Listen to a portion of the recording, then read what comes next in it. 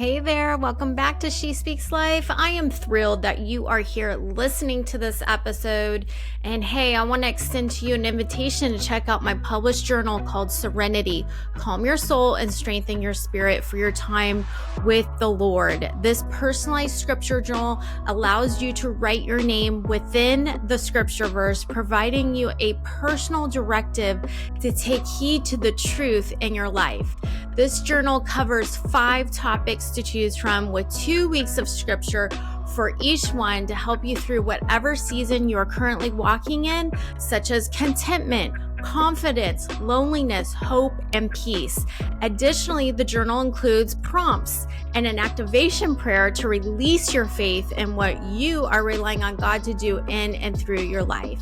So to purchase, simply just hop on my website, jaymeelizabeth.com, or below there's a link in the show notes and you can order on the shop page. And while you're there, make sure you take my fun quiz to find out what type of journaler you are. And if you don't journal at all, find out the benefits of journaling. And if you take the quiz, of course, I give you a gift, a discount plus free shipping, because hey, who doesn't love a discount and free shipping? I know I do. Okay, today I sit down with Karen Ehman. Karen is a New York Times bestseller author and recovering people pleaser, and has entitled her new book, When Making Others Happy is Making You Miserable. We talk about the trap of people pleasing and the how-to steps to recover and how to set healthy boundaries with different types of relationships in our lives.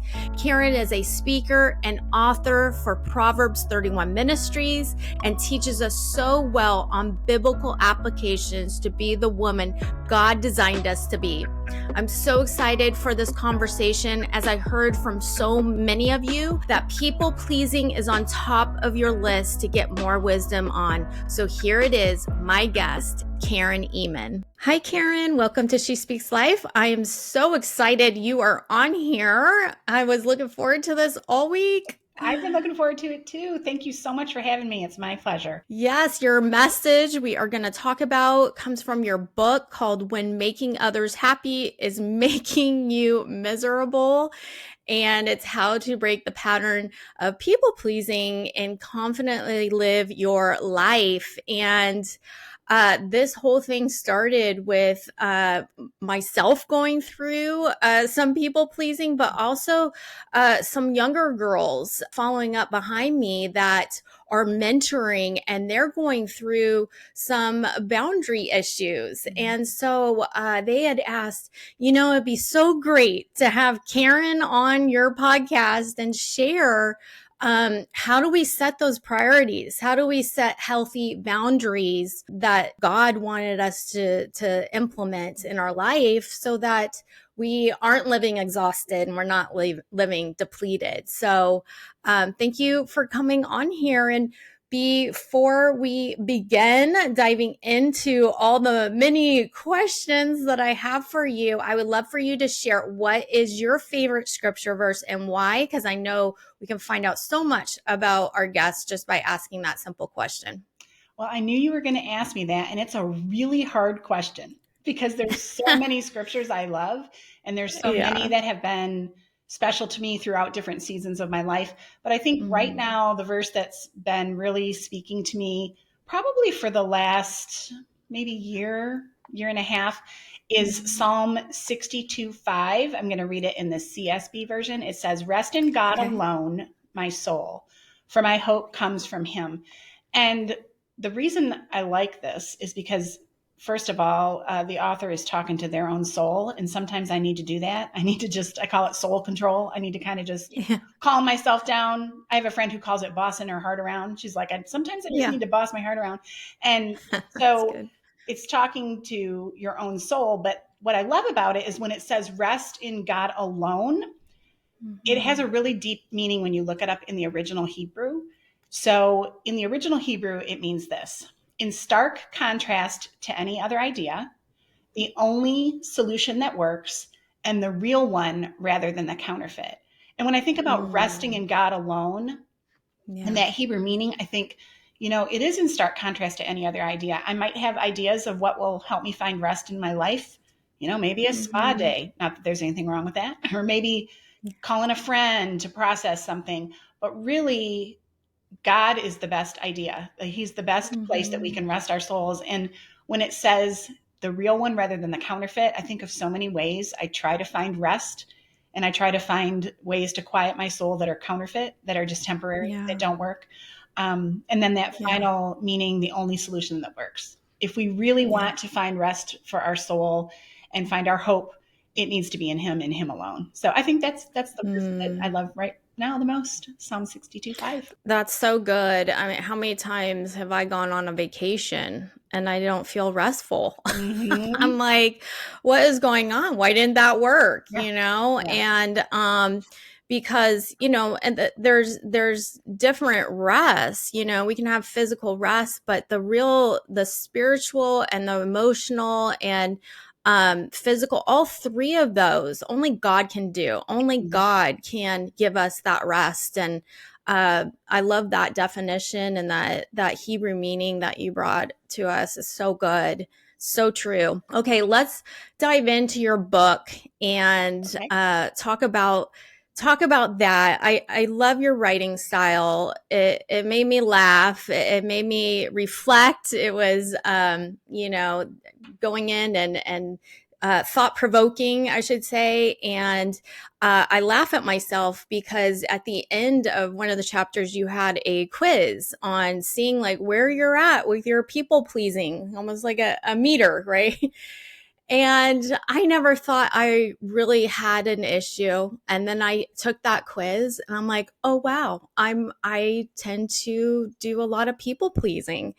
And so your book just it clarified a lot for me, and it really brought a lot of things to the surface and made me more healthy. So thank you for that. And so I couldn't wait to have you come on here because I have so many younger girls, the generation coming up behind me, and they're mentoring, I'm mentoring, and they often are getting those lines smeared of, when does that mentoring end where you don't feel like you're constantly putting the therapist hat on, right? Or being a on-call doctor. And, it's like, yes, we're doing something good for the Lord, but when does it come to a point where it becomes unhealthy, where, all your energy and focus is not on,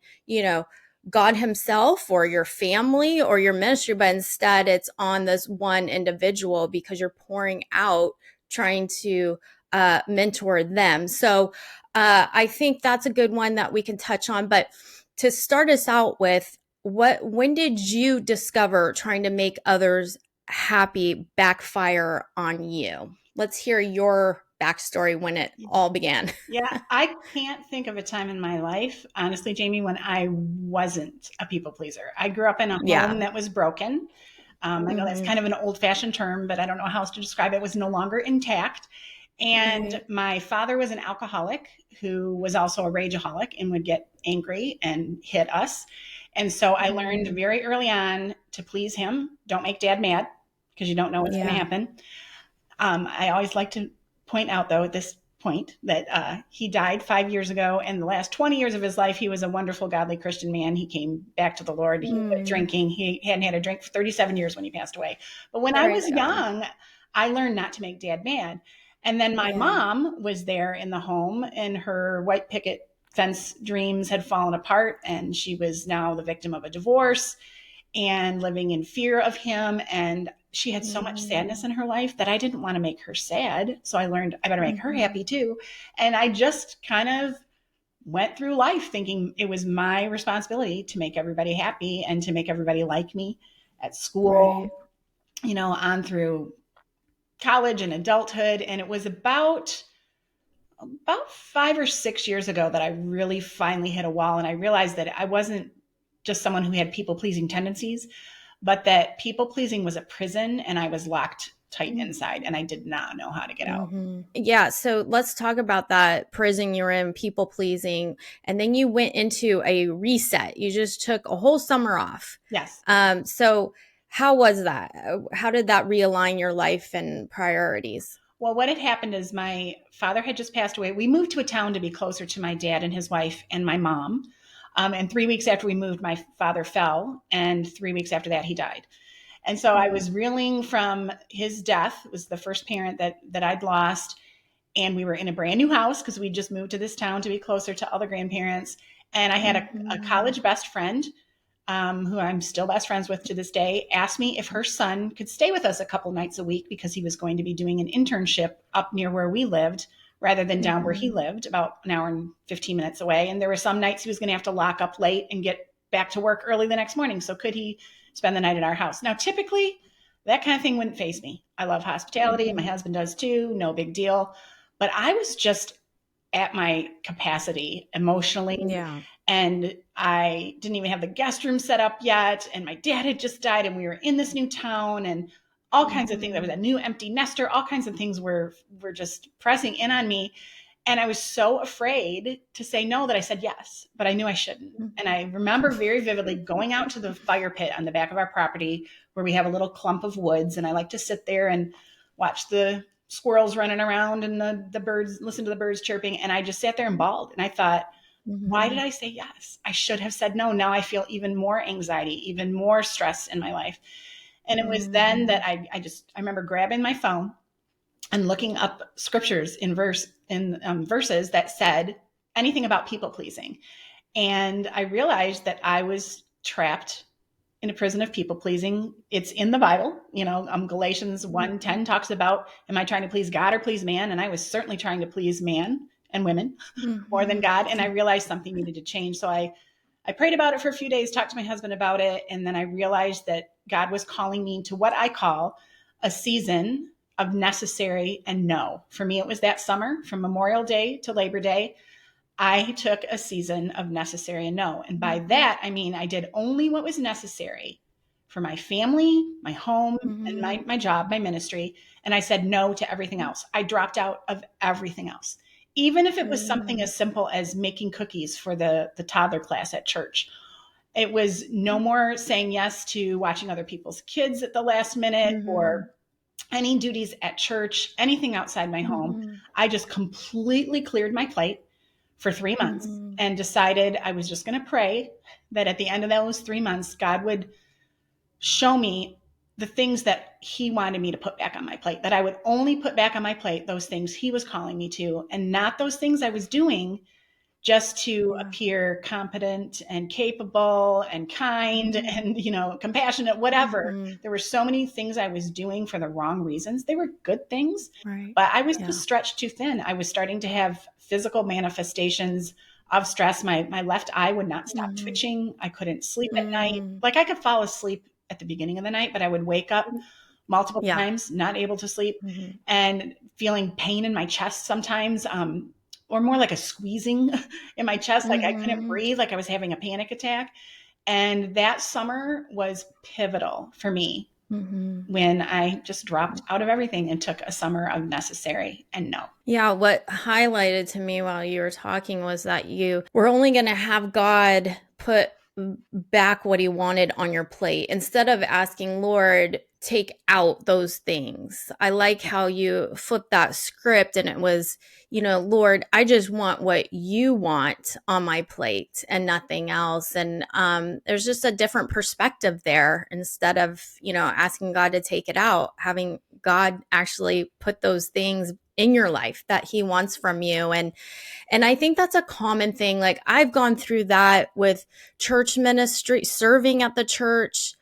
So oftentimes that's when people get burned out is because they keep saying yes and yes, because it's all good things. You're at a church, you're serving, right? And at one point I'm doing 3 Bible studies. I'm in toddlers. The classes for the babies and the toddlers are always lacking volunteer help. So you are the go-to to fill in those gaps. But that means, if your church is only having one service, you're not getting in any church with your family. Right. And so then it starts to not be good, not be healthy. And so my next question, I think, is really the hugest battle I think most of us go through is how do we tell the difference between the people pleasing and God pleasing, especially when they are the good things. Right. How do we juggle that? It's really a strength taken to an extreme that becomes a weakness. I mean, it's a strength to want to be helpful and to want to be servant hearted. But sometimes we just don't know where to draw the line. And now our strength of serving and loving and being available and helping others has really morphed into people pleasing. And we're doing it because we care too much what other people think, or we're afraid of what they will think if we say no. And I think for me, one thing that's been really crucial for me in asking myself, am I doing this because I feel God's called me to? Or am I doing this, for a wrong motive, is I will take the person out of the equation. So let's say somebody at church that I really like and look up to, I don't know very well, but I kind of want to be their friend. They ask me to do something. And I just want to say yes, even though I know I don't have the white space on my calendar right now. I do not have the bandwidth emotionally to do it, but I really want this person to like me and I want to be their friend. I will take the person out of the equation and say, what if someone else asked me to do this task right here? My very, very best friend who I could easily now say no to, and they wouldn't, be offended. They wouldn't be upset. Or it's somebody else at church that I don't know very well. In fact, she's just tying up this last little duty before she moves to Alaska, and I'm never going to see her again. If that person were asking me to do this, or my best friend were asking me to do this, that I know wouldn't care if I said no, would I say yes or would I say no? And if I would say no to them, but I want to say yes to this person I want to impress, I know I have a motive problem. That's so good. I'm doing that. Those that are listening, do that. That's so good to filter that out. Such good advice. Okay, let's talk about your fears that kept you in that cycle of people pleasing and how you had to face them in order to get unstuck. And I think you said a couple of them, fear of not being loved or liked, fear of what they'll think. So I'm sure a lot of us can relate to that. Yeah, there's a lot of different ways that fear comes into people pleasing. We fear not being liked. We fear, for me at least, being left out. When I was raised in a home that was empty and violent, and my mom was gone working 2 jobs to keep food on the table, my whole world became school. And I just wanted to be part of everything that was going on in school and be with the popular crowd. And so I feared being left out. So a lot of times I would people please in order to be included. Sometimes we fear being viewed as incapable. We want to make it seem that we can take on all kinds of tasks and we have no limitations.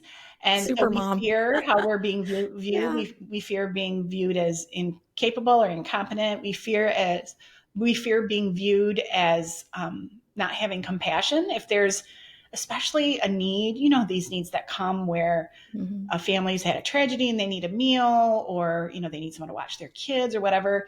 And it tugs on your heartstrings and you do want to try to meet that need, but you just know that you can't, not without, I remember having a time where somebody was going through a tragedy that had just happened. They just found out their husband was having an affair and they needed someone to watch their kids right then.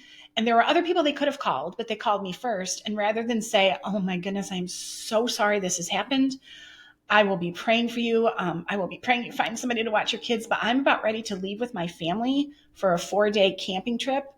I stayed home to watch their kids for 3 hours. And I didn't go with my family on the 4-day camping trip. Because I just thought, well, that's the Christian thing to do, right? You got to stop and help the person in need, And so I think we fear that we won't be seen as compassionate. We fear what that person we say no to might go say to someone else. We fear what our reputation will be. And for some people in a very serious subject is we fear the response of the other person. We fear they're going to be angry. And maybe that they're even going to lash out at us and strike us like my dad used to when he was struggling with alcoholism and was in just not a good way. And I learned to fear him and do what he said because I didn't want to get hit. So there are just so many reasons, but most of it has to do with us, like our reputation, our, need to be liked, our need to be included. But sometimes it is really unhealthy, and there needs to be maybe some serious intervention, professionally, when you're afraid of someone because what they might do to you physically. So what did you do to overcome those fears? Like, first recognize it, right? Like, what is it that, and then go to specific scriptures. What did you do to overcome it? Well, there were a lot of scriptures that I turned to. There's actually a lot of talk about fear in the Bible. In fact, in the Old Testament, and I want to read it so I make sure I don't, sometimes I mix these two words up, but there are two kinds of fear in the Old Testament. There's the fear of God and the fear of man. And there are two different words that are used for fear. One word is charada, and it depicts a person who reacts with intense anxiety. They're trembling with great dread.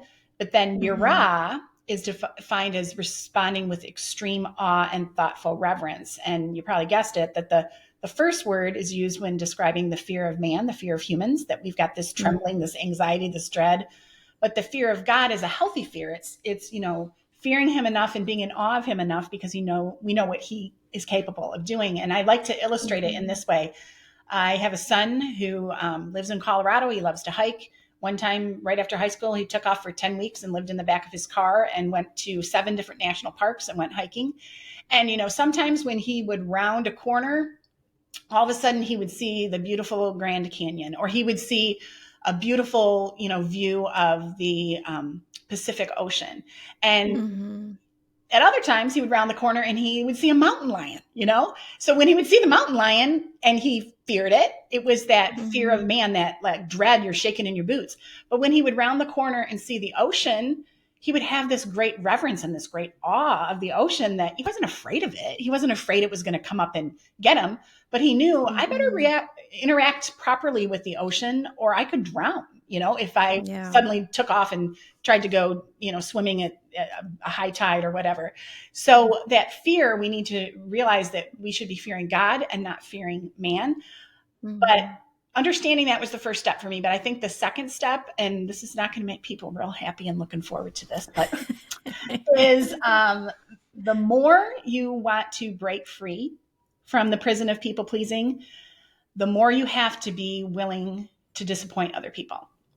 And I had to come to the point where I no longer feared what someone's opinion was of me. I no longer feared that they wouldn't want to be my friend. I got really comfortable with disappointing people and making them not think as highly of me as, I was just the go-to yes girl. Go to Karen, she'll say yes. And so that first summer, my best friend, when I called her and said, I'm sorry, I said yes, I have to say no, I can't have your son here a couple nights a week. She was like Jesus' hands and feet to me. She cared more about my emotional health than she did about her son not having to drive back and forth. She said, don't worry about it. We'll figure it out. I care about your emotional health and I'm going to be checking in on you. And she was to one extreme.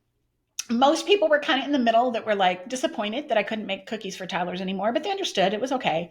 But I'm telling you, I had some people that I disappointed and I was afraid I was going to upset them and they were no longer going to want to be my friend. And guess what? Some of them no longer wanted to be my friend. And I realized that it wasn't that this person at church really liked my company and liked to hang out with me and wanted to be my buddy. It was, I was meeting a need for them in some capacity that was, either lightening their load or helping them look better. There was one situation where I was doing a lot of behind the scenes work for somebody. And I said, I'm taking the summer off. And now they had to do all the work themselves and they were not happy because it had looked like they were doing all the work themselves before, but I was really doing more than half of it. And that person never, that was not one of the responsibilities I felt like God was calling me to put back on my plate come September. And so I didn't put that responsibility back on my plate. And guess what? I've never heard from that person again. So you've got to get really comfortable and not be afraid of disappointing people and realize if you are honest with people about your capacity, about what you can and can't say yes to, and they don't like it, were they ever really your friend in the first place? Your true friends are going to understand that you're overloaded right now, or that it's not that you don't love them. It's just, you can't do it without, it causing lack of time to do stuff at home or with your job or whatever. It's this that you can't. It's not that you don't want to, but you gotta get over that fear of disappointing people, because you're gonna have to in order to be healthy. Yeah, so good. And that's vetting out those people. You're just vetting them out. Like, Yep. the ones that are true friends. And that's one way of filtering your circle. Okay, so one of your chapters, you described these groups of people, which I thought were so good. You said there were groups of pushers, pouters, guilt bombers, and others to manipulate and control. And I think this kind of goes along with what you just said, that those are the certain people that are either going to stick around because they were really, truly your friend, right? Or they were just there to try to get something that they wanted, right? Right. Yeah, so good. Okay, I wanted to jump right into the feeling like we have to be nice is being available 24/7, and how that constant availability is actually hindering us. So I would love for you to, because I know there is a lot of people where they feel like they're doing the nice thing. They need to respond to every text, they need to respond to every call.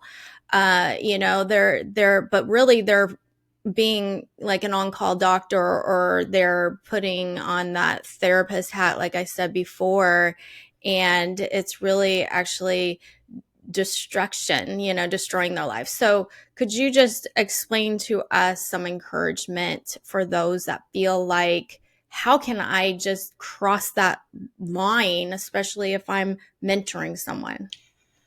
Well, you already hit on what one of the big components of the problem is. It's our phones.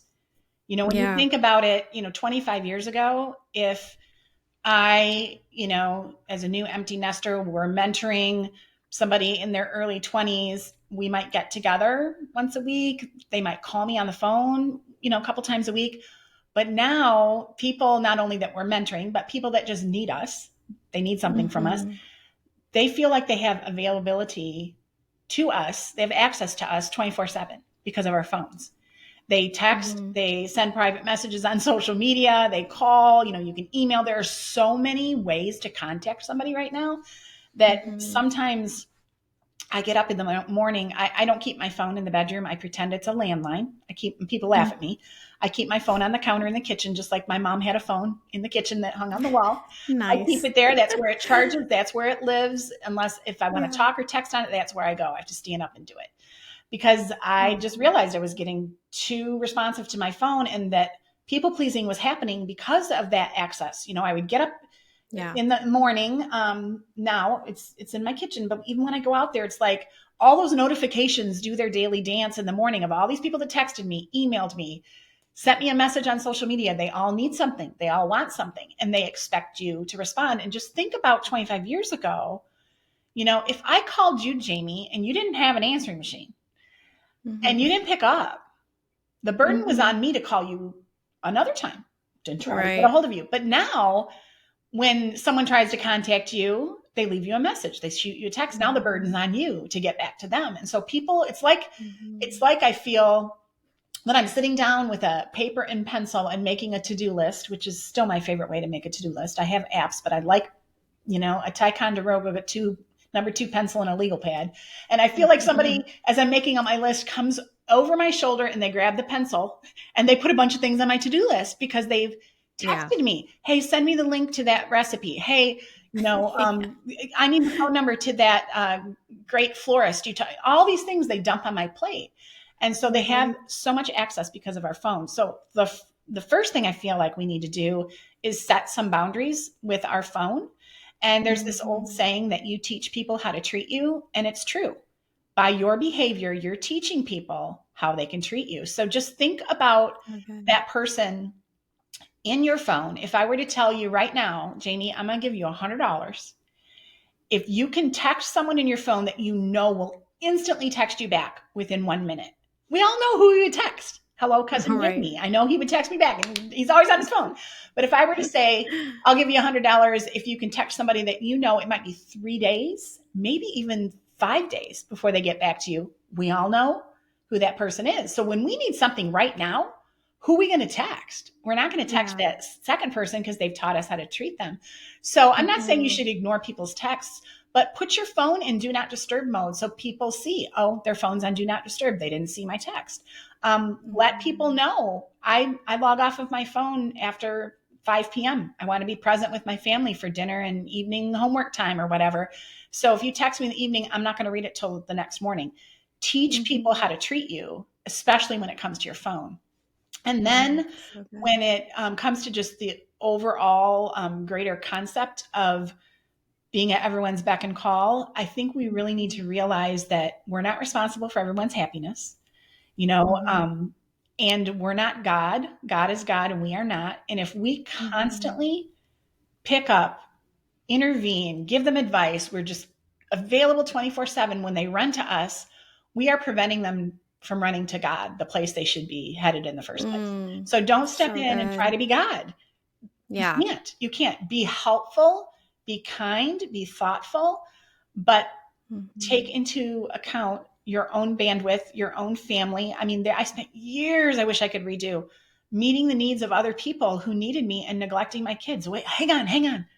I think for a while, my son Mitchell, he was the one that always seemed to need me. And I would always say, just a minute, Mitchell. He thought his name was Just a Minute, Mitchell, because I was on the phone I had 4 friends at that time that were going through divorces. I'm glad that I was helpful to them and encouraging to them, but I would pick up the phone when I saw it was them because, oh no, there's probably some new development in the divorce scandal and the affair with the mistress who goes to my church. And it was like all this drama. And I would pick up the phone and try to help them through their crisis and say, just a minute, Mitchell. And he was needing something from me instead of tending to my son, letting the phone roll to voicemail. Maybe that person would have ran to God in prayer because they couldn't get me on the phone. So good. What rich wisdom. Thank you for that. So I love to end with a takeaway. This conversation has been so good and so helpful. What's the thing that you can leave with us that would make that listener ponder on or take action in? Well, I have in the book these little, I call them 1-sentence sermons I preach to myself. And I'll just leave with a couple of these because I think at those times when I even am tempted to cave in and people please, because I haven't conquered it. I'm so much better than I was, but I'm not an expert. I haven't completely conquered it. I have these little 1-sentence sermons I preach to myself. And the first one is that every need is not necessarily my call. And I need to tell myself, every need's not your call, Karen. God might be calling someone else to do it. So don't just jump in and meet the need just because there's a call. Another one is you can say no to a request from a friend, but still say yes to the friendship. You can still be a friend, say yes to the friendship, but say no to the request from the friend. And I find the best way to do that is to just be honest. Those things that are going through your mind, say them out loud, like, hey, Jayme, I hesitate even saying this to you because I love you so much and I want to continue being friends. And I know it's going to be a little awkward, but I just can't. I know you asked if I could do that responsibility, but I just can't without it interfering with stuff I've got going on in my home. And I just don't have the bandwidth right now to do it. So I'm going to say no, but I just want to let you know it has nothing to do with our friendship. And I hope that doesn't cause awkwardness going forward. Like, why can't we just be honest? We can say yes to a friendship while still saying no to a request from the friend. And then another one is the last one I'll say is kind of the flip side of people pleasing, because in one way, people pleasing is doing what someone else wants me to do because for whatever reason, I want them to like me. I'm afraid of this, that, and the other thing. But the flip side of that is sometimes we don't do something we know God is calling us to do because we're afraid of the reaction of someone else. I have friends that are going through this right now with feeling like they're supposed to adopt some children, but the grandparents don't think they should. And so they're a little hesitant to go forward with what God is calling them to do. And so the 1-sentence sermon there is, you don't need that person's permission to do God's will. Right. You don't. Amen. You don't need their permission. You follow God with how you spend your time, whether you adopt kids, whether you take a job or stay home, whatever it is, you follow hard after God. and let the chips fall where they may. And the people that understand and still love you are your true friends, and the ones that don't, you know, I guess they've given you a gift by showing you really, you know, if they're your friend or not, or if they're part of your life because of what they can get from you. So good. I loved all of that. Now, where can people get this amazing book? I, of course, highly recommend it. And where can people connect with you? Sure. And there's also a Bible study that goes with it. There's a 6-week Bible study with a workbook as well that works through the scriptural parts of it. But they can find it on Amazon, Barnes & Noble, any place books are sold. But the easiest place is probably to just go to my website, which is KarenEhman.com, and Ehman is spelled EHMAN.